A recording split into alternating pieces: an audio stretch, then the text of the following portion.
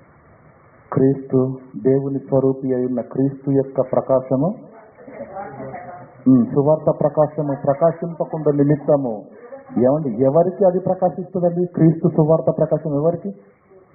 దేవుని పిల్లలైన విశ్వాసులైన మనకే. కానీ వాక్యము, సత్యవాక్యము వినబడుతున్నప్పుడు వాడు ఆపరేట్ చేస్తాడు. ఏం చేస్తాడు తెలుసా? నువ్వు ఉండు, ఇక్కడ ఉండు, బాడీ ఇక్కడ ఉండని, మైండ్ మాత్రం ఎక్కడో దించేస్తా ఉంటాడు. బ్రదర్, ఇందాక నేను ఏదో చెప్పాను, వచనం చెప్పాను అంటే ఏంటి ఒక్క నిమిషం అంటే ఇక్కడ లేడా? Body present, mind absent. విన్నవాడు గ్రహించాలి కదా బ్రదర్. గ్రహింపనివ్వడు వాడు. చూస్తున్న వాడికి అర్థం కావాలి కదా దృశ్యం ఏంటో. కళ్ళే చూస్తున్నాయి, ఇంకెక్కడో ఉంది. పిచ్చి ఆసుపత్రికి వెళ్తే పిచ్చి వాళ్ళని చూస్తే మనకు అర్థమైపోతుంది. చూసిన వాడికి గ్రహించాలి కదండి, విన్నవాడు తెలుసుకోవాలి కదండి. పిచ్చివాడికి ఈ మాట కరెక్ట్గా సెట్ అవుతుంది కాదంటారా? అవిశ్వాసులు ఎవరు? బయట ఎందుకంటే, బయట వాళ్ళని ఎందుకు చూడండి చెప్పండి. మనం అంత విశ్వాసులమ్మా. ఏమండి, బైబిల్లో ఏ భక్తుని చూసినా ఒక్క మాటకే క్రీస్తు పాదాల దగ్గర సాష్టాంగ పడ్డారు. ఒక్క మాటకే. మనం సంవత్సరాలు కావాలి అంతేనా? నెలలు గడవాలి, సంవత్సరాలు గడవాలి, సంవత్సరాల మీద సంవత్సరాలు తీసుకుంటే అయినా మనం మారతామా? వినుట మట్టుకు విందురు గాని గ్రహింపరు. యేసుక్రీస్తును వెంబడించినటువంటి శిష్యుల పరిస్థితి ఇలా ఉంటే విన్న వాళ్ళ పరిస్థితి ఎలా ఉంటుంది? ఏదో చేసేస్తున్నామన్న భ్రమల్నే ఉంచుతుంది అపవాది. ఏం చేయని, ఒక సెంటీమీటర్ కూడా నేను ముందుకు సాగనివ్వదు. మీకు అర్థమైందో లేదో? అర్థమవుతుందో లేదా? ఏదో చేసేస్తున్నామన్న భ్రమలు ఉంచుతుంది, కానీ ఏది చేయనివ్వదు పిల్లరా, ఏది చేయనీయదు. యేసుక్రీస్తు బ్రతుకున్నప్పుడు చాలాసార్లు చెప్పాడండి ఏ మాటను, ఏమని? తాను మృతుల, చూడండి ఒకసారి, మత్తయి సువార్త 16వ అధ్యాయము 21.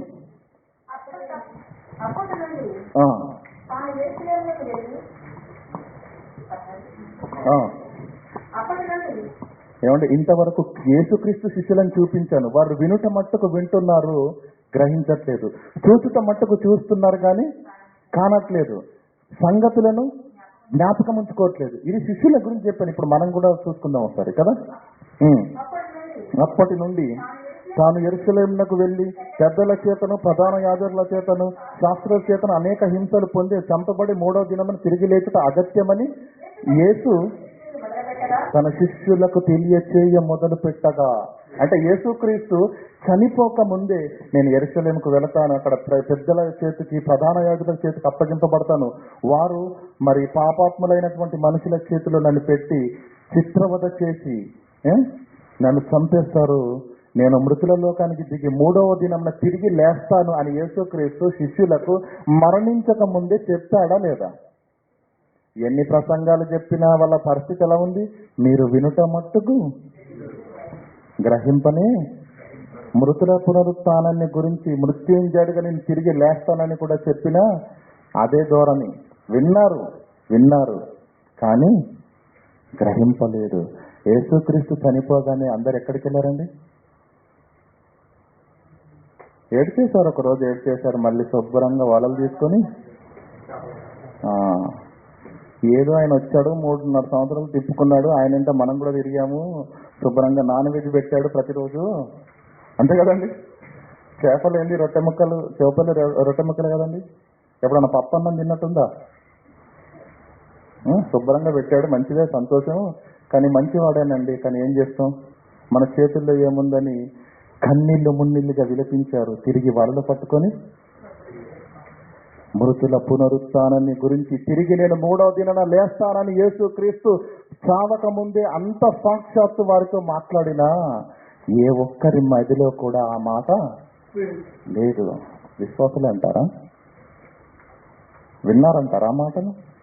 ఒకవేళ వాళ్ళు విని ఉంటే, విశ్వాసులుగా ఉంటే ఏం చేయాలో తెలుసా? 3వ దినం, ఈ రోజు చనిపోయాడు, ఒక్కరోజు ఆగండి, 3 రోజుల తర్వాత శుక్రవారం రోజు చనిపోయాడు కదండి, ఆదివారం రోజున మా ప్రభువు లేస్తాడు, మీరు ఆగండి రా చూపిస్తాడు మా ప్రభు సంగతి ఏంటి అనేవాళ్ళండి. నమ్ముంటే సముద్రానికి ఎందుకు వెళ్ళారు వాళ్ళని తీసుకొని? నమ్మారంటారా? నమ్మలేదు ప్రియులారా, నమ్మలేదు. కానీ యేసుక్రీస్తును వెంబడించిన శిష్యులు నమ్మలేదు. కానీ ఎవరు నమ్మరు తెలుసా అండి? యేసుక్రీస్తును చంపేశారు కదండి శాస్త్రులు, పరిచయులు, ప్రధాన యాజకులు అందరూ కలిసి. ఏమండి చూడండి ఒకసారి మత్తయి సువార్త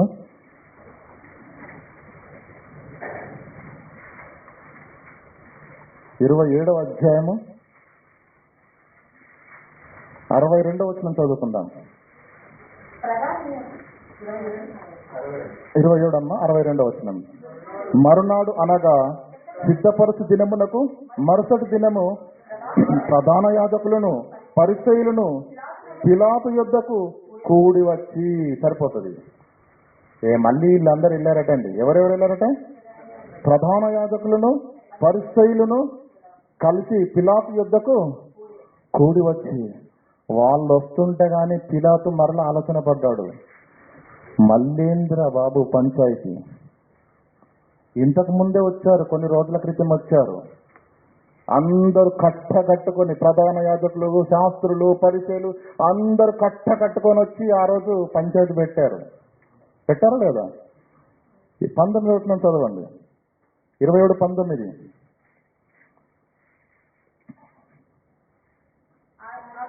అతడు 20 నుంచి చదవండి అమ్మా. ప్రధాన యాజకులను పెద్దలను, అంటే శాస్త్రులు, ప్రధాన యాజకులు, పెద్దలు వచ్చారా మళ్ళీ పిలాతు దగ్గరికి? ఇంతకు ముందు వచ్చి ఏం చేస్తున్నారు వాళ్ళు? బరబ్బాను విడిపించమని అడుగుటకును యేసును సంహరించుటకును జన సమూహాలను ప్రేరేపించిరి. అధిపతి అంటే ఈ రోజు వచ్చింది కాదు. ఇప్పుడు మనం 62వ వచనంలో ఏమని చదువుకున్నాము? పెద్దలను, ప్రధాన యాజకులను, పరిచయులను పిలాతు యుద్ధకు వచ్చి అన్నారు. ఈ వచ్చి రెండవసారి వచ్చారు. మొదటిసారి వచ్చింది ఇక్కడ ఉంది. ఎందుకంటే పిలాతు భయపడుతున్నాడు, వీళ్ళు వచ్చారంటే ఏదో గొడవనేరా బాబు, వీళ్ళు వచ్చారంటే ఏదో తాడోపేడ తేల్చుకునేంత వరకు నన్ను విడిచిపెట్టరు. ఇంతకుముందు ఒకసారి వచ్చారు వాళ్ళు. వచ్చి ఏం చేశారు? ప్రధాన యాజకులను పెద్దలను బరబ్బాను విడిపించమని అడుగుటకును క్రీస్తును యేసును సంహరించుటకు జన సమూహంలను ప్రేరేపించారా అన్నాడు. ఎంత చెప్పినా ఆ జన సమూహాలను మీరు ప్రేరేపించిన దాన్ని బట్టి మీ కేకలే అన్నాడు గెలిచాయి, మీ కేకలే గెలిచాయి. అతని యందు నేను విచారణ చేసినప్పుడు ఏ కపటము కూడా నాకు కనిపించలేదు. నేను విడుదల చేయవాలని చాలా ప్రయత్నం చేశాను, కానీ మీరేం చేశారు? పట్టు వదలక పగతో పంచముతో ఆయన ప్రాణాలు తీసేంత వరకు మేము నిద్రాహారాలు కూడా పుచ్చుకోమన్నట్టుగా జన సమూహంను ప్రేరేపించినప్పుడు ఏమండి 23 అధిపతి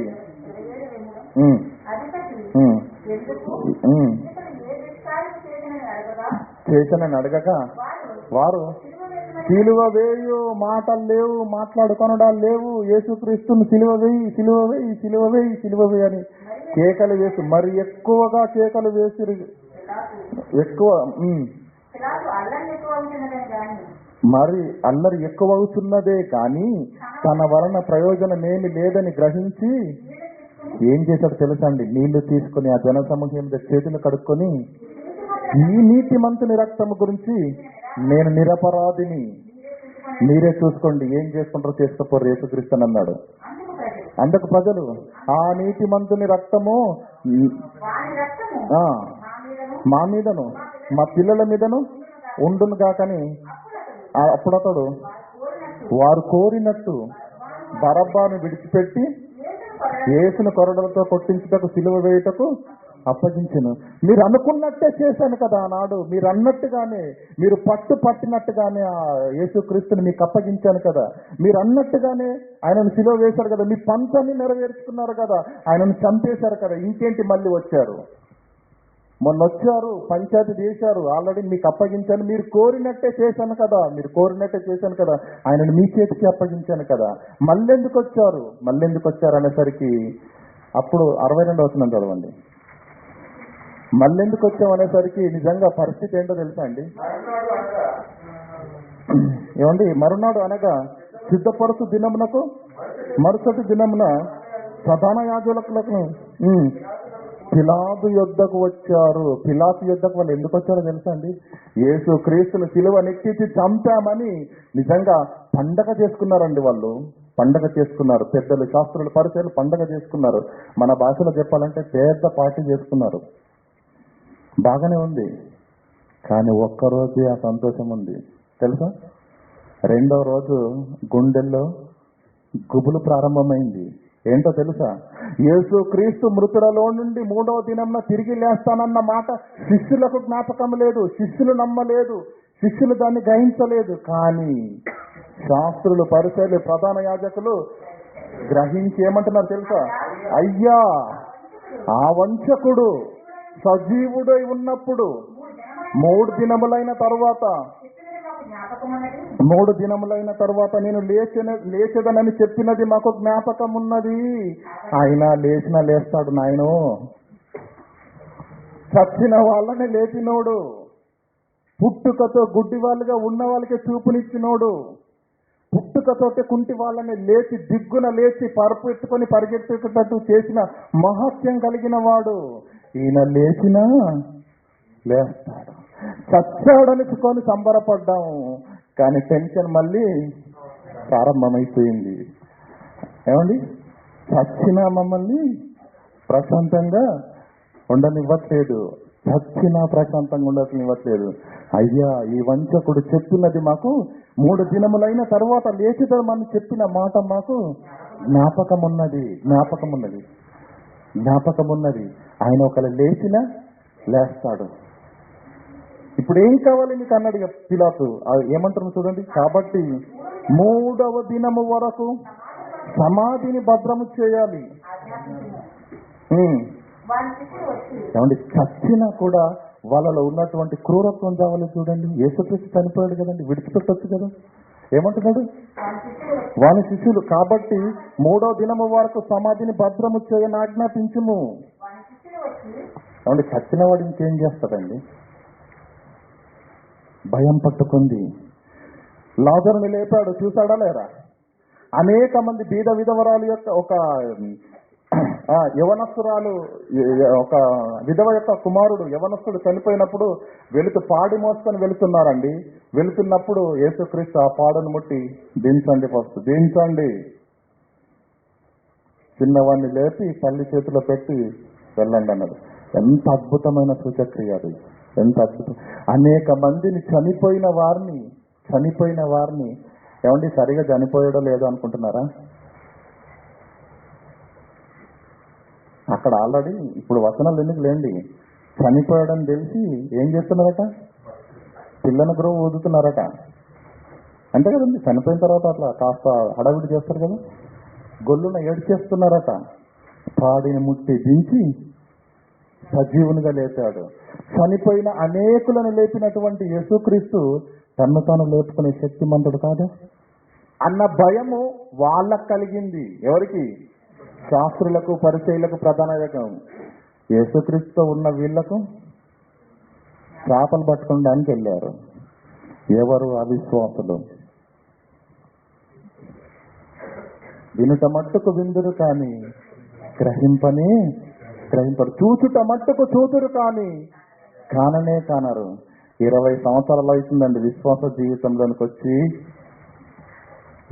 ఏంటికి దండగ? ఎందుకు? అద్భుతమైన వాక్యాన్ని వింటున్నాము. అనేక మంది బోధకుల చేత వాక్యాలు వింటున్నాము. 24 గంటలు బైబిల్ పట్టుకొని చదువుతున్నామే. ఎక్కడ వేసిన దొంగడి మానవ జీవితాలలో, మన దైనందిన జీవితాలు అలా ఉన్నావా? ఒకనాడండి ఏమండి, మన తల్లిదండ్రులు రోజువారీ కూలి చేసి పోషించారండి. రోజువారీ కూలి చేసి 50 రూపాయలండి కదా, 50 రూపాయలు ఒక్క రోజుకు ఈ రోజువారీ కూలి.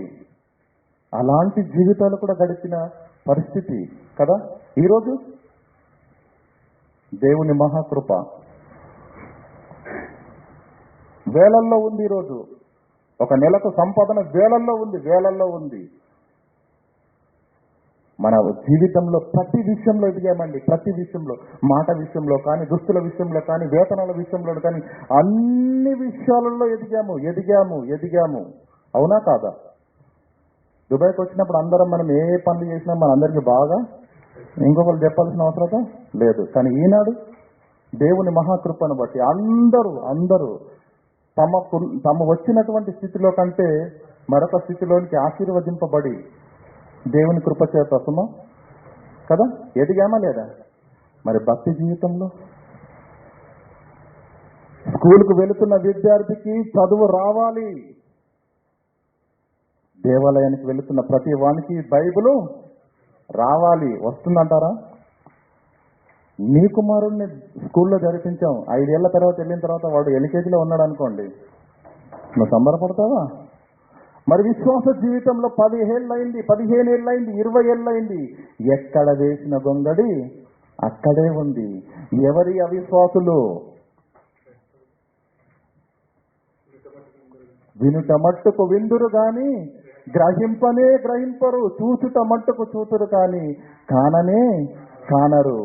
చెప్పిన మాటలే మీ హృదయంలోనికి వెళ్ళకపోతే, కంటికి కనిపిస్తున్న దృశ్యాలే మీరు జ్ఞాపకం ఉంచుకోనకపోతే, మీరు గ్రహించకపోతే, మీరు చెలించకపోతే, మీరు ఆలోచించకపోతే, క్రీస్తు పునరుత్థానాన్ని గురించి ఏంటి సామాన్యమైనది అనుకుంటున్నారా? క్రీస్తు పునరుత్థానం యేసుక్రీస్తుతో ఉన్నటువంటి 3.5 సంవత్సరాలు ఉన్న శిష్యులకే క్రీస్తు పునరుత్థానాన్ని గురించి అర్థం కాలేదండి. అర్థం కాలేదు ప్రియులారా, అర్థం కాలేదు, ఖచ్చితంగా అర్థం కాలేదు క్రీస్తు పునరుత్థానాన్ని గురించి. అలాని ఎప్పటికి అర్థం కాలేదా? ఎప్పుడైతే యేసు క్రీస్తు మృతులలో నుండి తిరిగి లేచాడో వారి యుద్ధకు వెళ్ళి ఏమంటే మత్తయి సువార్త తీయండి.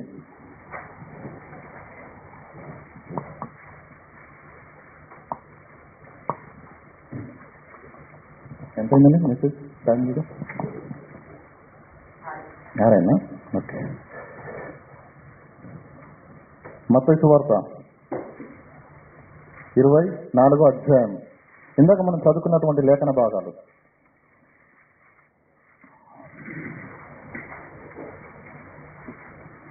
5వ వచనం. అయితే ప్రియులారా, ఈరోజు అనేక మంది సమాధుల పైన పాలరాతి, మరి ఏమంటారు వాటిని, పాలరాతి తోటి మన రాస్తారు కదండి వ్రాతలు. ఏ రాతలు చదువుకుంటారు మీరు చెప్పండి? ప్రభువునందు నిద్రించిన వారు ధన్యులు. నిజంగా ప్రియులారా, నాకు ఆలోచన వచ్చింది మాట చదివినాక. ఒకవేళ యేసుక్రీస్తు కాలంలో నేను ఉంటే ఖచ్చితంగా యేసుక్రీస్తు సమాధి పైన ఈ మాటే రాసేవాడిని. చదివిన వాడి నరాల్లో, నెత్తిలో ఉన్న నరాలన్నీ వేడెక్కిపోయి చితికిపోయే మాట అది. అర్థమవుతుందా లేదా? ప్రతి మనిషిని ఆలోచింపచేసి అద్భుతమైన మాట. 6వ వచనం, 24:6. 24:6. 6 అమ్మా. లూకాసు వార్త 24:6. ఆయన ఇక్కడ లేడు. ఏమండి, పెద్ద సమాధిని కట్టించి దానిపైన పాలరాతి శిల ఏమండి పలక పెట్టేసి దాన్ని విరిగి రాత రాసామనుకోండి, ఏమని? ఆయన ఇక్కడ లేడు. ఆయన ఇక్కడ లేడు. లేడు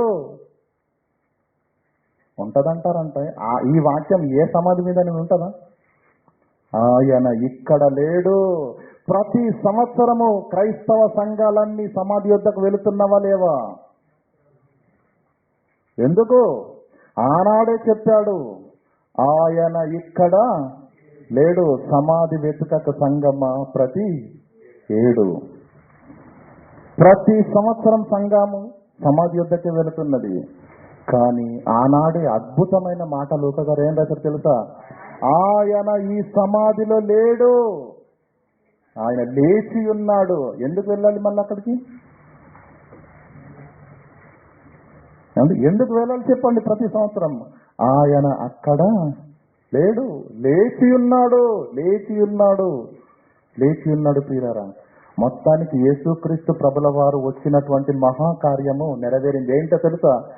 మానవ సమాజాన్ని తన మత్తుతో, మాయతో, కుయుక్తితో మరో జీవితము లేదని, ఏమండి, అనేక జన్మలున్నవని, ఈ జన్మ కాకపోయినా మరొక జన్మ ఉన్నదని బ్రతుకుతున్నటువంటి ఆచరణంలో ఈ జీవితమే శాశ్వతమని, దీని తర్వాత మరొక ఉన్న అద్భుతమైన ఆ నిత్య జీవితాన్ని సంపాదించుకోవాలంటే ప్రతి మనిషి మృతుల పునరుత్థానాన్ని ఖచ్చితంగా నమ్మాలని మానవ ప్రపంచాన్ని నమ్మించటానికే యేసుక్రీస్తు పరమును వీడి భూమి మీదకి వచ్చాడు. ఓకేనండి? పరమును వీడి భూమి మీదకి వచ్చాడు. అయితే ప్రియులారా, వచ్చినటువంటి యేసుక్రీస్తు యొక్క కార్యం నెరవేరిపోయింది. ఇక యేసుక్రీస్తు తిరిగి భూమి మీద నుంచి పరలోకానికి ప్రయాణమై వెళ్ళవలసిన తరుణము ఆసన్నమైంది. అప్పుడు యేసుక్రీస్తు బాగా ఆలోచించాడు. 3.5 సంవత్సరాలు నాతో తిరిగిన వారు వినుట మట్టుకు విన్నారు, గ్రహింపలేదు. చూచుట మట్టుకు చూశారు, కానీ కానలేదు. సంగతులు ఎన్నింటినో సాక్షాత్తుగా వారి కళ్ళతో చూసి సాక్షులుగా ఉన్నారు, కానీ ఏ సంగతి వారికి జ్ఞాపకం లేదు. ఎలా ఎలా ఎలా ఎలా నేను వెళ్ళిపోతాను కదా, వెళ్ళిపోయిన తర్వాత మరలా మృతుల పునరుత్థానం ఉన్నదని, చనిపోయిన వారు తిరిగి లేస్తారని, భూమి మీద తన కొరకు, దేవుని కొరకు బ్రతికిన వారికి ఆ బ్రతుకున్నదన్న వాస్తవాన్ని నేను వెళ్ళిన తర్వాత మరలా ఈ సమాజం మర్చిపోతుంది కదా. అందుకని యేసుక్రీస్తు ఏం చేశాడు తెలుసా? తన యొక్క మృతుల పునరుత్థానాన్ని ప్రపంచవ్యాప్తం చేయటానికి తనను వెంబడించిన శిష్యుల యుద్ధకు మరలా తిరిగి వచ్చి ఏం చేశాడు తెలుసా? అపొస్తలుల కార్యములు 1వ అధ్యాయం 3వ వచనం. ఆయన శ్రమ పడిన తరువాత 3 దినముల వరకు వారికి అగపడుచు, 40 దినముల వరకు వారికి అగపడుచు, దేవుని రాజ్యాన్ని విషయములను గురించి బోధించుచు అనేక ప్రమాణములను వారికి చూపి వారికి తన్ను తాను సజీవునిగా కనపరుచుకొనెను. ఆయన శ్రమ పడిన తరువాత 40 దినముల వరకు వారికి అగుపడుచు, దేవుని రాజ్యం గురించి బోధించుచు అనేక ప్రమాణములను వారికి చూపి తన్ను తాను సజీవునిగా నేను తిరిగి లేచాను, ముట్టి చూడండి, నమ్మండి, ఇదిగో నేనెందుకు బ్రతికి మృతులలో నుండి తిరిగి లేచానో తెలుసా? ఎందుకు పరలోకంలో నుంచి భూమి మీదకి వచ్చానో తెలుసా? చెబితే నీకు అర్థం కావట్లేదని నేనే చనిపోయి తిరిగి లేచి చూపించాను. మృతుల పునరుత్థానము ఉన్నది, దీన్ని నమ్మండి. ఇది కావాలంటే నేను నడిచిన మార్గంలోనే నడవండి. ఏమని? నేనే మార్గమును, నేనే సత్యమును, నేనే జీవము. ఈ మార్గంలో నడిస్తే ఖచ్చితంగా నేను లేచినట్టు నీవు కూడా లేస్తావు.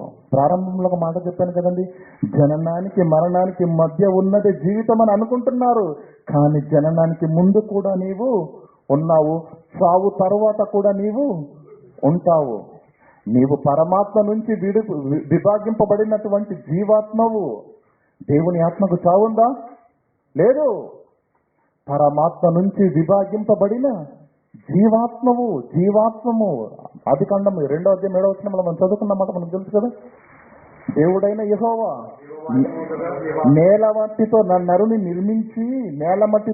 నిర్మించి వాని నాసికారంధ్రములోనికి ఇట్లా మంత్రం వేసాడు, అబ్రక దబ్రా అన్నాడా? ఏమన్నాడు దేవుడు?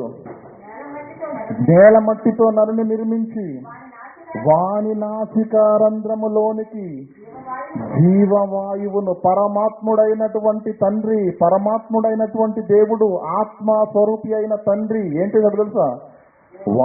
జీవవాయువును ఊదగా నరుడు జీవాత్మాయను. ఒక్కసారిలో ఊదండి అంతే.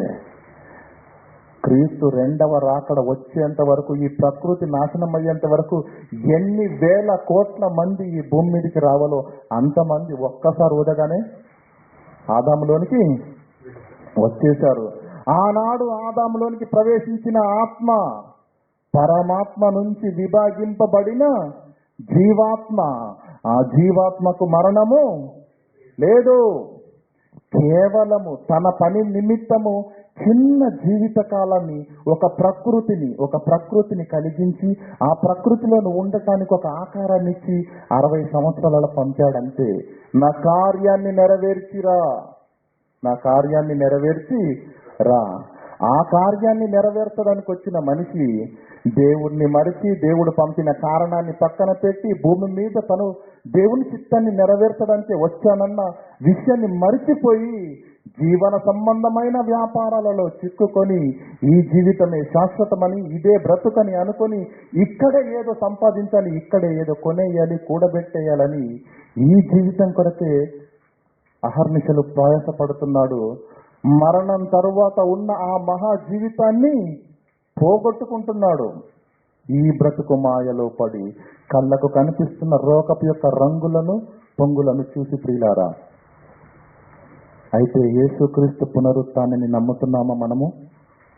ఈరోజు మీ అందరినీ సూటిగా ప్రశ్నిస్తున్నాను, యేసుక్రీస్తు పునరుత్థానాన్ని నమ్ముతున్నారా? ఎంతమంది నమ్ముతున్నారు చెప్పండి. చేయి లేకుండా ఒకసారి భోజనాలు వచ్చేసే తిందాం.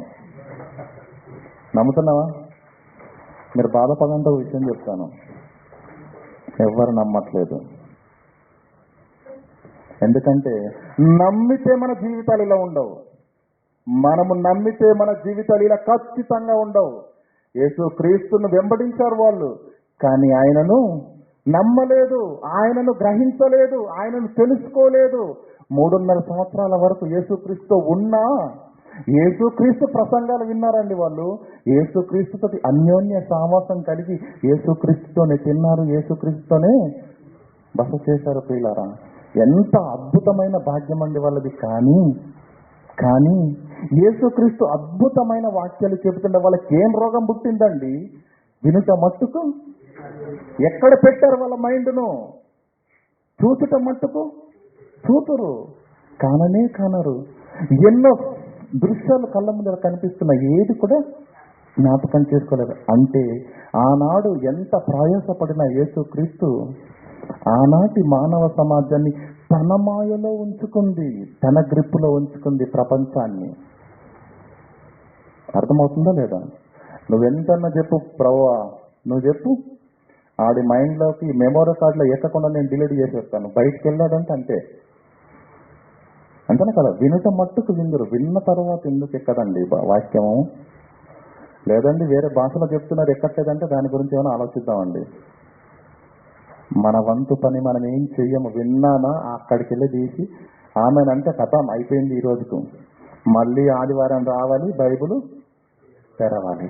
అట్లా అయితే ఎలాగండి? అలా అయితే ఎలా? క్రీస్తు యొక్క పునరుత్థానాన్ని నమ్ముతున్నామా? అపోస్తలులు ఆనాడు నమ్మలేదు. నమ్మనంత వరకు వారి జీవితాలు ఎలా ఉన్నాయండి? దయ్యం పట్టిన వాళ్ళ దగ్గరికి వెళ్ళారండి శిష్యులు, సీరియస్గా యేసుక్రీస్తు శిష్యులం, మా దగ్గర మామూలు పవర్ లేదు, తీసేస్తామన్నారు. కానీ దయ్యము వదలలేదు. యేసుక్రీస్తు ఏమన్నాడు? మరలా వాడు వచ్చి ఏం చేస్తుంది? అయ్యా మీ శిష్యుల దగ్గరికి వెళ్ళాను కానీ అక్కడ పవరు పనిచేయట్లా. అప్పుడు యేసుక్రీస్తు ఏమన్నాడు? ఎంతకాలం మిమ్మల్ని సహించాలయ్యా, ఎంతకాలం సహించాలని యేసుక్రీస్తు దయ్యాన్ని వదిలింపజేశాడు. అంటే వారు విన్నారే తప్ప గ్రహించలేదు. ఉన్నారు కానీ క్రీస్తును నమ్మలేదు. యేసుక్రీస్తు ఎప్పుడైతే మృతులలో నుండి తిరిగి లేచాడో 40 దినములు శ్రమ పడిన తర్వాత 40 దినములు ఈ భూమి మీద ఉండి శిష్యులతో ప్రతి సందర్భాన్ని గడుపుతూ తన్ను తాను సజీవులుగా అనేకులకు కనపరిచినప్పుడు అప్పుడు గ్రహించారండి. అప్పుడు గ్రహించాడు. ఏమండి, యేసుక్రీస్తును మృతులలో నుండి లేపక ముందు, యేసుక్రీస్తు మృతులలో నుండి లేవక ముందు పేతురు పరిస్థితి ఎలా ఉందో తెలుసా అండి? ఒక చిన్నది ఏమన్నా తెలుసా? నీవు ఆ గలిలయుడైన యేసుతో ఉన్నవాడవి కదా అంటే గజగజలాడిపోయాడండి. చిన్నది చలిమంట కాచుకుంటున్నారండి. అక్కడ పేతురు గారు వెళ్ళారు, ఏయ్ నువ్వు ఆ గలిలయుడైన యేసుతో కూడా తిరిగాలేదు, నేను చూశానండి. చిన్నదాన నువ్వేం మాట్లాడుతున్నావు నాకు తెలియదు, అమ్మతోడు నాన్నతోడు అనుకుంటూ భయపడుకుంటూ పారిపోయాడండి. అది మృతుల యేసుక్రీస్తు పునరుత్థానాన్ని నమ్మక చూడక ముందు. తర్వాత ఎప్పుడైతే యేసుక్రీస్తు పునరుత్థానాన్ని కల్లారా చూశాడో, యేసుక్రీస్తు సజీవుడిగా లేచిన దాన్ని చూశాడో అప్పుడు అర్థమైపోయిందండి జీవితం అంటే ఏంటో. అప్పుడు అర్థమైపోయినటువంటి జీవితాన్ని చూస్తే పిల్లలు అద్భుతంగా మారిపోయాడు పేతురు. సినిమాలు చూస్తాం కదా అందరం, నిజం చెప్పండి. ఇంటర్వ్యూల వరకు ఉన్న స్టోరీ వేరు, ఆ తర్వాత ఉండేది వేరు. ఇది పార్ట్ 1, అది పార్ట్ 2. క్రీస్తు మృతులలో నుండి లేపబడక బునుపు పేతురు గారు పార్ట్ 1 అది. చిన్నదక్కడిగిన బెంబెలెత్తిపోయాడు. యేసుక్రీస్తు మృతుల పునరుత్థానుడై లేచిన తర్వాత, యేసుక్రీస్తును సాక్షాత్తుగా చూసిన తర్వాత జీవితం అంటే ఏంటో అర్థమైంది. ప్రతి మనిషి చనిపోయిన తర్వాత తిరిగి లేచే అవకాశం ఉన్నదని గ్రహించాడు. అయితే ఒక క్రమం ప్రకారంగా నడవాలన్నది నేర్చుకున్నాడు. కనుకనే యేసుక్రీస్తు యొక్క మృతుల పునరుత్థానము ఆయనను ఎంతగా బలపరిచిందంటే ప్రియులారా, చూడండి అపొస్తల కార్యములు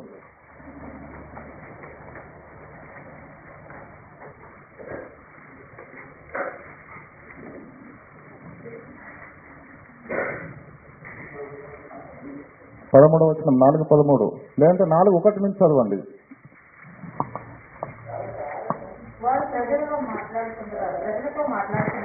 వారు ప్రజలతో మాట్లాడుతుండగా యాజకులను సద్దుకలను వారు ప్రజలకు బోధించుటయు యేసును బట్టి. ఏమండి, యేసు లేచాడు. సర్వ సమాజమా, ప్రపంచమా, చూడండి మీ కళ్ళతో చూడండి. లేచాడా లేదా? లేచాడు. అయితే నీకు కూడా చనిపోయిన తర్వాత బ్రతుకు ఉంది. అది ఈ 60 సంవత్సరాల లాంటి జీవితం కాదు, కోట్ల సంవత్సరాల నిత్య జీవము. ఇదిగో మా యేసును చూడండి. మీ కళ్ళ ముందట జరిగిన కార్యం కదా. యేసుక్రీస్తు గలిలయ వాళ్ళకు తెలియదా? నజరేతు వాళ్ళకు తెలియదా? కపెర్నహూము వాళ్ళకు తెలియదా? తన చుట్టూ ఉన్న పరిసర ప్రాంతాన్ని అందరికీ తెలుసు కదా. చూశారు కదా, యేసుక్రీస్తును చూశారు కదా. ఏమంటున్నాడు? యేసును బట్టి మృతులలో నుండి పునరుత్థానం కలుగునని ప్రకటించుచు కలవరపడిపోతున్నారట. మృతుల పునరుత్థానాన్ని గురించి ప్రకటిస్తే వీళ్ళు ఏమైపోతున్నారు? మరలా ఎవరు? యాజకులు, సద్దుకయులు, దేవాలయ అధిపతులు గజగజలాడిపోతున్నారు. క్రీస్తు పునరుత్థానాన్ని ప్రకటించినప్పుడు పట్టుకొని 13వ వచనం చదవండి అమ్మా. వారు పేతురు యోహాను ధైర్యమును చూసినప్పుడు వారు విద్య లేని పామరులని గ్రహించి ఆశ్చర్యపడి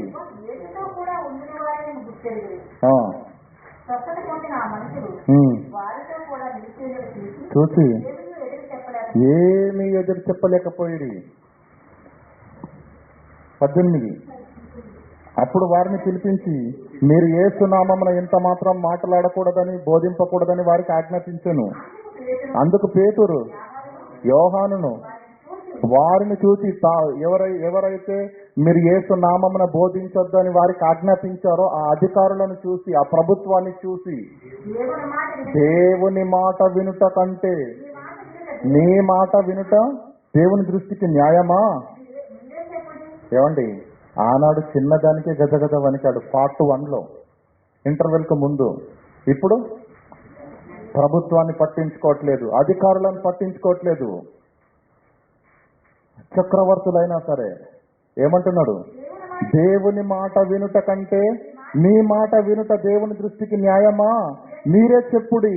మేము కన్న వాటిని విన్న వాటిని చెప్పకుండా మేము ఉండలేము. మీరేం చేస్తారో చేసుకోండి. ఏం చేస్తారు?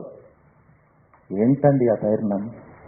చెరసాలలకు భయపడలేదు, దెబ్బలకు భయపడలేదు, మరణాల వరకు తీసుకొని వెళ్ళినా, యాకోబును ఖడ్గంతో నరికించినా మరణాలకు భయపడలేదు, చెరసాలలకు భయపడలేదు. ఎన్ని కష్టాలు, శ్రమలు, హింసలు కలగచేసినా దేనికి కూడా భయపడకుండా మేము కన్న వాటిని విన్న వాటిని చెప్పకుండా ఉండలేమని వారికి ఉత్తరం ఇచ్చాను. ఏమండి, వారికి ఉత్తరం ఇచ్చాను. ఇలా చెప్పుకుంటే పోతే పిల్లరా, అనేకమైనటువంటి మాటలు. మృతుల పునరుత్థానము తర్వాత, క్రీస్తును మృత్యుంజయుడిగా తిరిగి లేచిన తర్వాత చూసినటువంటి వాళ్ళ జీవితాలు అద్భుతంగా మారిపోయాయి.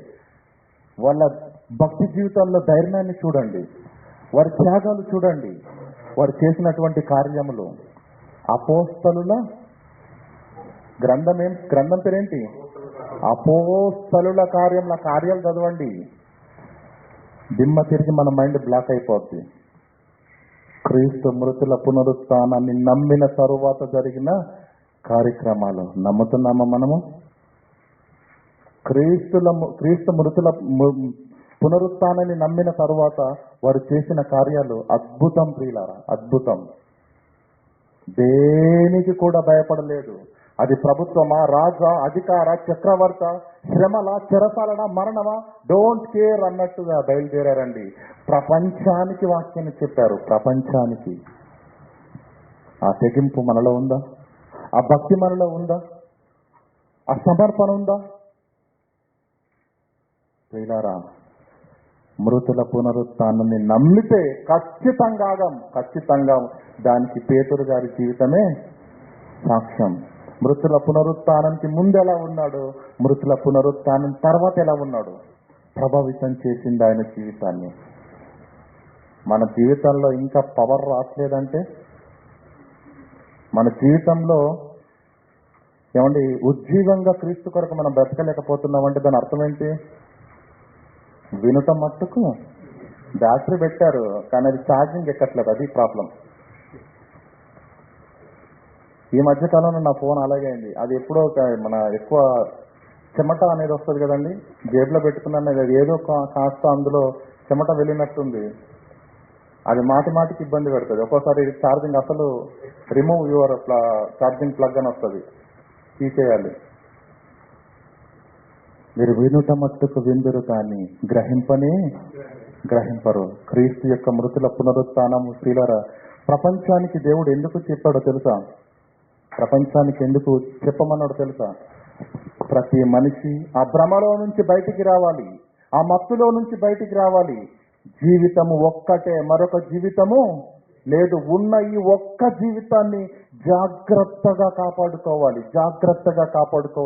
దాన్ని దేవుని కొరకు పణంగా పెట్టాలి. తద్వారా నీవు మృత్యుంజయుడై క్రీస్తు వలె తిరిగి లేస్తావు. ఒకవేళ ఈ జీవితం కాక ఎన్నో జీవితాలున్నాయి, ఎన్నో జన్మలున్నాయి, ఈ జన్మ కాకపోతే ఇంకో జన్మ అన్న ఆలోచనతో ఉన్నాం అనుకోండి. మంచి ఎగ్జాంపుల్ చెప్తానండి. కారు చీకట్లో ఉన్నాం, చేతిలో కొవ్వొత్తుంది, మరో చేతిలో అగ్గిపెట్టుంది. అగ్గిపెట్టె ఫుల్గా ఉందనుకోండి, నిప్పు ఎలా అంటిస్తామండి? టక ఇది అయిపోయిందా పడేసి, ఇది అయిపోయిందా పారేసి, ఇది అయిపోయింది ఇంకోటి పారేసి. కారు చీకట్లో చేతిలో కొవ్వొత్తి ఒకే అగ్గిపుల్ల ఉందనుకోండి, ఎలా ఉంటుంది చెప్పండి? ఎలా ఉంటుంది చెప్పండి? గజలాడుతూ. ఇది కానీ ఒకవేళ వెలగలేదనుకో ఇంకా సత్యమే. కారు చీకట్లో ఉన్నది ఒక్కటే జీవితము. మానవ సమాజాన్ని భ్రమపరిచింది అపవాది. ఏం కాదులే, బాగా ఉన్నాయి అనుకున్నాను, కానీ అక్కడ ఉన్నది ఒకటే అగ్గిపుల్ల. అది తెలియక రప్పని గీసేసాం అనుకోండి, ఆ తర్వాత కారు చీకట్లో మగ్గిపోవలసిందే తప్ప నువ్వు బయటికి రాలేవు. ఇది నీకు అర్థమైతే అపవాది మానవ ప్రపంచాన్ని ఏ విధంగా భ్రమపరిచిందో తెలుసా? పాటలు రాశారండి, చస్తే ఏ గొడవ లేదట. ఏమండి, ఎన్నెన్నో జన్మల బంధమా, మళ్ళీ జన్మ ఉంటే నీ కడుపునే పుడతానా, ఏ జన్మల బంధము నిన్నునని. మీకు తెలుసా అండి, ఇవన్నీ పాటలు ఆడే రాయించాడు, అపవాదిగాడే రాయించాడు. మానవ మెదడులో జీవితం ఒక్కటే ఉన్నది. దీనిని ఖచ్చితంగా జాగ్రత్తగా భక్తిపూర్వకంగా దేవుని ఇష్టానుసారంగా నెరవేర్స్తేనే మనము తిరిగి బ్రతుకుతామన్న ఆలోచనలు మన మెదడులో ఉండకుండా మనిషిని మాయ చేసి మభ్యపెట్టి లోకాశలను చూపి మానవుణ్ణి నెమ్మదిగా తెలివిగా తన కుయుక్తితో నరకాగ్నికి నడిపిస్తూనే ఉంది. ప్రియుల క్రైస్తవులను కూడా మీరు వినుట మట్టుకు అదేం క్రైస్తవ్యం అండి? అర్థమవుతుందా లేదా? కొరింథీయులకు రాసిన మొదటి పత్రిక 15వ అధ్యాయం 12-15 వచనాలు ముగించుకుందాం. క్రీస్తు మృతులలో నుండి లేపబడి ఉన్నాడని క్రీస్తు మృతులలో నుండి లేపబడి ఉన్నాడని ప్రకటింపబడుచుండగా మీలో కొందరు పునరుద్ధానము లేదని మృతుల పునరుత్థానము లేదు, చనిపోయిన తర్వాత బ్రతకరు, చనిపోయిన తర్వాత మరో బ్రతుకు లేదని మీరెట్లు చెప్పుచున్నారు. మృతుల పునరుత్థానం ఉన్నదని ఒక పక్క నేను, అపోస్తలుడ పౌరుడైన నేను, పేతురు, అపోస్తలుడు, ఎంతో మంది దేవుని సేవకులు గొంతు చించుకొని ఈ మానవ సమాజానికి ఈ అద్భుతమైనటువంటి విషయాన్ని, క్రీస్తు మృతులలో నుండి తిరిగి లేచాడన్న వాస్తవాన్ని ప్రపంచానికి ప్రకటిస్తున్నాం మేము. మృతుల పునరుద్ధానము లేని యెడల అయితే మరల చదువుతాము మరోసారి అది. క్రీస్తు మృతులలో నుండి మృతుల పునరుత్థానము లేదని మృతుల పునరుత్థానము లేదని ఎట్లు చెప్పుచున్నారు. మృతుల పునరుద్ధానము లేని యెడల ఏమండి, ఎట్లు చెప్పుచున్నారు అర్థమవుతుందా లేదా? క్రీస్తు మృతులలో నుండి లేపబడి ఉన్నాడని ప్రకటింపబడుచుండగా మేము ఒక పక్క అదే ప్రయాసంతో ప్రపంచానికి వాస్తవాన్ని ప్రకటిస్తున్నాము. అయితే మృతుల పునరుత్థానము లేదని ఎట్లు చెప్పుచున్నారు. మీకెవడు బోధిస్తున్నాడు? మృతుల పునరుత్థానం లేదని మీకెవడు బోధిస్తున్నాడు అని ప్రశ్నించి ఏమంటున్నాడు తెలుసా? మృతుల పునరుత్థానము లేని ఎడల అంటే క్రీస్తు కూడా మృత్యుంజయుడిగా తిరిగి లేవలేదు, అంతే కదా? మృతుల పునరుత్థానం లేని ఎడల క్రీస్తు కూడా లేపబడి లేదు. ఒకవేళ క్రీస్తే లేపబడి ఉండలేదు అనుకోండి, మనము చేస్తున్న ప్రకటన వ్యర్థమే, ఈ విశ్వాస జీవితము వ్యర్థమే. ఇంకెందుకండి, లోకంలో కలిసిపోవచ్చు కదా అందరం. మరి ఎందుకు ఈ భక్తి? అర్థమవుతుందా లేదా? మృతుల పునరుత్థానాన్ని నమ్ముతున్నామా? మరో బ్రతుకుందన్న సంగతి నీకు అర్థమైందా? అయితే అర్థమైన నీవు అమాయకులుగా ఇదే జీవితమని కొనసాగుతున్న నీ చుట్టూ ఉన్న సమాజం అంతటికి ఈ మాటలు చెప్పొద్దు, వారిని క్రీస్తు యుద్ధకు నడిపించొద్దు. క్రీస్తు యుద్ధకు నడిపించాలా వద్దా? యోహాను సువార్త 12:24 యోహాను సువార్త 12:24 గోధుమ గింజ భూమిలో పడి చావకుండిన ఎడల అది ఒంటిగానే ఫలించును, అది చచ్చిన ఎడల విస్తారంగా ఫలించును. ఒక ఎగ్జాంపుల్ చెప్తాను, దయచేసి అందరూ నా వైపు చూడండి. మామిడికాయ అందరికీ తెలుసు కదండి, మామిడి పండును డేట్ రాసుకోండి. ఈరోజు మామిడి పండును తినేయండి, ఏం మిగులుతుందండి? టెంక. అంతేనా? అంత నుంచి ఏమని అంటారా? టెంక, పిక్క, ఏదో ఒకటి. దాన్ని తీసుకొని వెళ్ళి పెరట్లో పాతేయండి. మొలక, మొక్క, వృక్షం ఒక సంవత్సరానికి వస్తుందండి కాయలు. సంవత్సరానికి వచ్చేసరికి ఏమైపోతుంది? అది మహావృక్షంగా మారి అనేకమైన పూత, అనేకమైన కాత, అనేకమైన ఫలములు. వేయేస్తున్నావా? 1000 కాయలు వస్తాయా? ఏమండి, ఒక 1000 కాయలు వస్తాయంటారా? అనుకుందాం. ఏమండి మాట్లాడలేదేంటి? రావేంటి? వస్తాయి కదా, మరి మాట్లాడండి. ఆ 1000 కాయలను తీసుకొని 1000 చెట్లు మళ్ళీ నాటండి. మరలా సంవత్సరం తర్వాత ఎన్నైతే? ఏమండి, ఆ ఒక్కొక్క 1000, ఈ ఒక్క చెట్టులో నుంచి 1000 వస్తే ఈ 1000ని తీసుకెళ్ళి 1000 చెట్లు పెడితే ఒక్కొక్క చెట్టుకు 1000 అయితే 2 సంవత్సరాల తర్వాత ఎన్ని కాయలు ఉన్నాయి? మీకు లెక్కలు సరిగా రానట్టున్నాయండి. ఒక్కటి 1000 అయింది, 1000 ఇంటూ 1000 10 లక్షల. 2 సంవత్సరాల తర్వాత 10 లక్షలు. 10 లక్షల కాయలు ఈ దినాన. ఈరోజు డేట్ రాయమన్నా అని చెప్పాను. అంటే 2 సంవత్సరాల క్రితం ఎక్కడున్నాయి? 10 లక్షల పళ్ళు, కాయలు ఎక్కడున్నాయి? ఈ ఒక్క టెంకలో ఉన్నాయా? ఒప్పుకుంటారా? ప్రకృతిలో ఒక చిన్న అణువుకే, ఒక చెట్టుకే, ఒక పండుకే ఇంత వైభవోపేతమైన జీవితం ఉన్నప్పుడు మనిషి ఎవడయ్యా నిన్ను భ్రమపరిచింది? నిన్నెవడు భ్రమపరిచాడు? చావు తర్వాత మరో బ్రతుకు లేదని, ఈ జీవితమే తిందాము, త్రాగుదాము, సుఖించుదాము అని చెప్పేసి ఒకవేళ ఈ జీవితాన్ని కానీ నువ్వు వ్యర్థపరుచుకున్నావా, పాతాళ అగ్నిగుండము తప్పదు. భ్రమపడద్దు ప్రియులారా. ఉన్నది ఒక్కటే జీవితము. కారు చీకట్లో చేతిలో కొవ్వొత్తి ఒకే ఒక అగ్గిపుల్ల ఎంత జాగ్రత్తతో వెలిగిస్తే నువ్వు బయటపడతావో ఆలోచించుకో. వద్దు, మరో జన్మ లేదు. ఈ దౌర్భాగ్యులు రాసిన పాటలు ఇవన్నీ. వాటన్నింటిని మెదడులోని తీసుకుని వచ్చి భ్రమపడొద్దు, జీవితాన్ని వ్యర్థం చేసుకోవద్దు. క్రీస్తు వైపు చూడండి, క్రీస్తు వైపు చూడండి. ఉన్నది ఒక్కటే జీవితము. దానిని వ్యర్థం చేసుకున్నారా, తీరని నష్టం, పాతాళ అగ్నిగుండం. గనక ప్రియులారా ఆలోచించండి, ప్రియులారా ఆలోచించండి.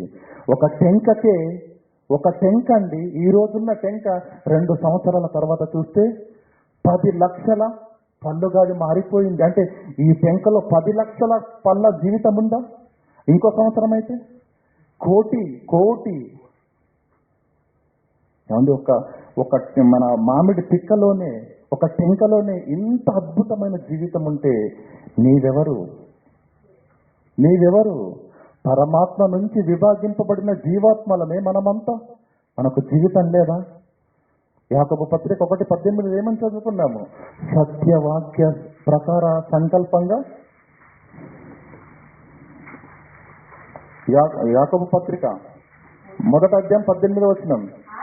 ఆయన తాను సృష్టించిన వాటిలో మనము ప్రథమ ఫలముగా ఉంటున్నట్లు సత్యవాక్యము వలన మనలను తన సంకల్ప ప్రకారము కనెను. పరమాత్ముని కుమారులమండి, పరమాత్ముని కుమారులము. లూకా సువార్త 3:38 ఏం చదువుకున్నాము?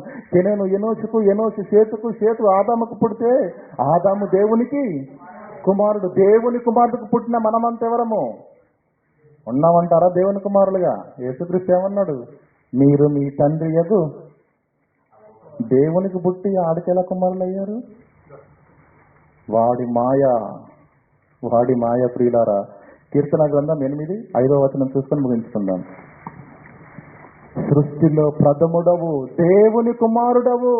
ఒక మామిడి టెంకకి అద్భుతమైన జీవితం ఉంది. భ్రమపడొద్దు. ఈ జీవితాన్ని వ్యర్థం చేసుకోవద్దు. యవ్వనస్తులు ఉన్నారేమో, యవ్వనేచ్ఛల కొరకు ఒకవేళ జీవితంలో చిన్న భిన్నపు ఆలోచనలు పెట్టుకోవద్దు ప్రియులారా. యవ్వనేచ్ఛలు నెరవేర్చుకొనడానికి తిందాము, త్రాగుదాము, సుఖించుదాము, మా ఇష్టానుసారంగా మా జీవితం నేను నడిపించుకుంటానంటే ప్రియులారా, ఉన్నది ఒక్కటే జీవితం. కారు చీకట్లో కొవ్వొత్తి ఓకే అగ్గిపుల్ల. బయటపడతావా? నరకాన్ని గురించి కూడా ఏమన్నా రాయబడిందండి? అక్కడ ఏడుపును కటిక చీకటి గల బిలమన్నాడు. పాపలన్నీ ఏమన్నాడు? కటిక చీకటి గల బిలములు బంధించానని అంటాడు. చదవండి అమ్మ మాట 5 నుంచి. ఎవరిని గురించి మాట్లాడుతున్నాడు తెలుసా అండి? మన గురించేనండి. మనుషులమైన మన గురించే. మనల్ని ఎలా చేశాడటండి? దేవుడి కంటే, దేవుడంతా వాడికి కదట, కొంచెం తగ్గించాడట. దేవుని కంటే కొంచెము తక్కువ వానిగా చేసి ఉన్నావు. మహిమ ప్రభావముతో వానికి కిరీటమును ధరింప చేసి ఉన్నావు. నీ చేతి పనులన్నింటి మీద వానికి అధికారం ఇచ్చి ఉన్నావు. గొర్రెలన్నిటిని, అడవి మృగాలను, ఆకాశ పక్షులను, సముద్ర మత్స్యములను, సముద్ర మార్గంలో సంచరించి ప్రతిదీ ఈనాడు నీకు మనిషికి సాష్టాంగ పడుతున్నది ఎందుకో తెలుసా? ఆనాడు దేవుడు చెప్పాడు, వీడు నా కుమారుడు, వీడికి ప్రకృతి పంచభూతాలారా నా కుమారుడికి లోబడి మీరు బ్రతకండి. వాని పాదముల కింద పెట్టి ఉన్నావు. ఎప్పుడన్నా మామిడి చెట్టు గొడవ పెట్టుకుందా అండి? ఓరి దౌర్భాగ్యుడా, 1000 కాయలు కలిస్తే 1000 నువ్వు నీ పూటకే పెట్టుకున్నావు అని అన్నదండి. కోళ్ళు ఉంటాయి కదండి, కోళ్ళు. ఒక కోడి ఒక 10 పిల్లల్ని చేస్తుందండి. చూస్తుండగానే ఒకటి రెండు గద్దెత్తుకపోద్ది ఆల్రెడీ కదా. ఆ మిగిలిన 8 పిల్లలు కాస్త పెరిగి పెద్దయ్యాయి అనుకోండి, ఇంటికి చుట్టం వచ్చాడు అనుకోండి, ఏం చేస్తాం? కోసేస్తాం. అవి అక్కడే నిలబడి చూస్తూ ఉంటాయి తెలుసా. అవి అక్కడే నిలబడి చూస్తూ ఉంటాయి. మా అన్నను చంపేశారు, మా అక్కను చంపేశారు. ఈ దౌర్భాగ్యుడి ఇంట్లో మేము ఉండమని ఏమండి పారిపోతాయండి. కళ్ళ ముందే నా వారిని చంపేశాడు. ఏమండి అన్న ఆలోచన ఒకసారి ఆలోచన చేస్తే పిల్లరా, కళ్ళ ముందే చంపేశారని బయటకు వెళ్ళిపోతాయా? పారిపోతాయా? లేదు. ఎందుకు పారిపోవు? తెలివి లేక. నా బ్రతికే నీ కొరకని దేవుడు చెప్పాడురా. అది విషయం వాటికి బాగా. నా బ్రతికే నీ కోసం, నా బ్రతికే ప్రకృతిని అంతటినీ మనిషి పాదాల కింద పెట్టి ఉన్నాడు. ప్రకృతిని అంతటిని నీ పాదాల కింద పెట్టి సృష్టిలో నిన్ను రారాజుగా నిలవబెట్టి మహిమ కిరీటములు మహిమ ప్రభావములతో కిరీటాన్ని ధరింపచేసి విశ్వజన కారకుడు మానవుడిగా ఈ విశ్వంలో రారాజుగా చక్రవర్తి తాయుడిగా ఉన్నటువంటి మనిషి ఒక మామిడి ఏమండి మామిడి పిక్కకు ఉందనా టెంకకు అద్భుతమైన జీవితం ఉన్నప్పుడు నువ్వెవడివి? ముల్లోకాల చక్రవర్తి తనయుడివి. కానీ అపవాది భ్రమపరిచింది. అగ్గిపెట్టెలో బాగా ఉన్నాయి పుల్లలు, నువ్వు లాగేసేయండి. కానీ అందులో ఒక్కటే ఉంది, ఒక్కటే జీవితం. భ్రమపడొద్దు, లేనిపోని ఆశలు చూడొద్దు. ఈ ప్రకృతిని అనుభవిద్దాము, ఈ ప్రపంచాన్ని చూద్దాము, రంగులు చూద్దాము, పొంగులు చూద్దాము. ఏమండి ఏ వ్యామోహానికి కూడా లొంగకూడదు ప్రియులరా. దేవుడు చెప్పినట్టుగా లేఖనాలలో ఉన్నట్టుగా యవ్వన కాలమందు యెహోవా కాడి మోయుట నరునికి మేలు. కాడి రెడీగా ఉంది. ఎద్దుల బండిని కట్టేటప్పుడు ఏమండి యజమాని ఇలా లేపుతాడండి, అంతే. పిలవడు ఎద్దులను. యజమానిలు అంగాడలేదు వచ్చేస్తే అర్థమైపోద్ది ఆటోమేటిక్. వచ్చి ఏం చేస్తాయండి, మెడలు వంచి ఆ కాడిని ఎత్తుకుంటాయి. యెహోవా యవ్వన కాలమందు యెహోవా కాడి మోయిట నరునికి మేలు. ఆ మేలు మనకుందంటారా? సిద్ధపడదాము. ఉన్నది ఒక్కటే జీవితము. క్రీస్తు వలె భూమి మీద దేవుని చిత్తాన్ని నెరవేరిస్తేనే పునరుత్థానము, మరో జీవితము. లేదు నేను ఈ జీవిత కాలం మట్టికే బ్రతుకుతాను, దీని కొరకే ఆలోచిస్తాను, దీని కొరకే సంపాదిస్తాను, దీని కొరకే అహర్నిశలు కష్టపడతానంటే 1 కొరింథీయులకు రాసిన పత్రిక 15:19 ఈ జీవిత కాలం మట్టు కాదు నువ్వు క్రీస్తును నమ్మవలసినది, రాబోయే జీవితం కొరకు, నిత్య జీవం కొరకు. క్రీస్తు యొక్క పునరుత్థానము వాస్తవమని గుర్తెరుగు.